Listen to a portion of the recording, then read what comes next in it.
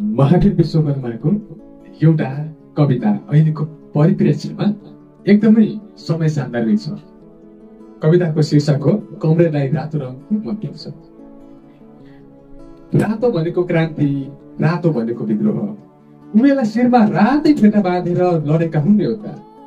उनीहरूलाई रातै किल्ला घोषणा गरेर चलाएका हुन् जनसरकार। रातै झन्डा बोकाएर गाएका हुन् रातै रङ। तर अहिले कमरेडको रातो स्कार्पियोमा रातै नम्बर प्लेट छ, रातै चाइसेको मोतीमा रातै कलम छ। उनीहरूलाई मन परेको किताब एङ्गल्सको परिवार, निजी सम्पत्ति र राज्यको उत्पत्ति। तर अहिले लाल गुजास मन पर्छ। सूर्यको रेडको बिना चर्कको युवतीको ओठको रातो लिपस्टिक, आइएमडीले ओछ्याएको रेड कार्पेट, केदारले टप्याएको रेड लेबल, सोनागाछीको रेड साइड लिएर सबै असाध्यै मन पर्छ कमरेडलाई। किनकि कमरेडलाई रातो रङ खुबै मन पर्छ। रातो भनेको क्रान्ति, रातो भनेको विद्रोह।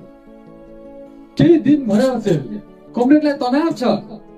त्यो फेसबुकको रङ किन रातो छैन? छोराले अमेरिकाबाट पठाएको आइपिआर किन रातो छैन? बैङ्कले छपाएको चेकबुक किन रातो छैन? शेयर बजारको नेटले परिसूचक गर्दा किन रातो देखिँदैन? हो तनाव छ कमरेडलाई। किनकि कमरेडलाई रातो रङ असाध्यै मन पर्छ। रातो भनेको क्रान्ति, रातो भनेको विद्रोह।